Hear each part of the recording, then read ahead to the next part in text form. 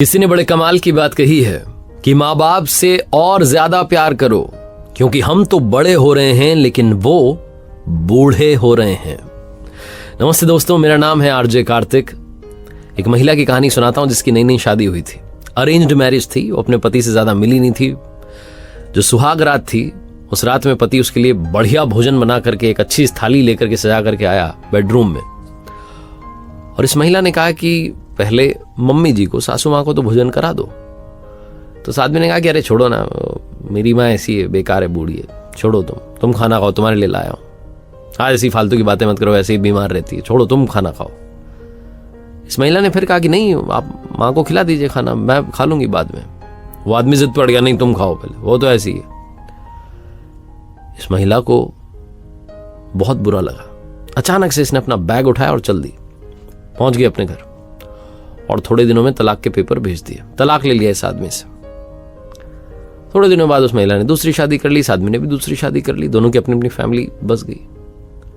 उम्र बीतती जा रही थी। जब वो महिला तकरीबन 65 के आसपास होगी, उसके 2 बच्चे थे। उसने बच्चों से कहा कि बच्चों, मैं तीर्थ यात्रा के लिए जाना चाहती हूँ, आप मेरे लिए टिकट विकेट करवा दो।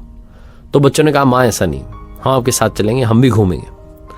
तो वो बच्चे अपनी माँ को लेकर के, पूरा परिवार जो था, तीर्थ यात्रा पर निकल पड़ा। तो एक जगह रुके वो दिन में भोजन करने के लिए। भोजन कर रहे थे तभी इनकी नजर पड़ी, एक फटे हाल कपड़े में आदमी बैठा हुआ था। पागल सा दिख रहा था, हाल उसके बेहाल थे, ऐसा लग रहा था कई दिनों से नहाया नहीं है।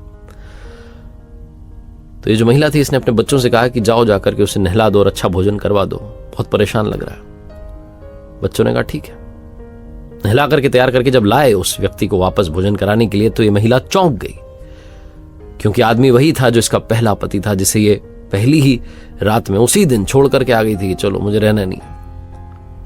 तो दौड़ करके पहुंची और पूछने लगी कि तुम्हारा हाल कैसे हो गया। उस आदमी ने कहा कि मेरे बच्चों ने मेरा हाल कर दिया है, मुझे 1 रुपया नहीं दिया, मुझे घर से बाहर कर दिया, भगा दिया है, सड़क सड़क भटक रहा हूं, मेरे पास कुछ नहीं है, कुछ मिलता है तो खा लेता हूं, बहुत बुरी हालत है।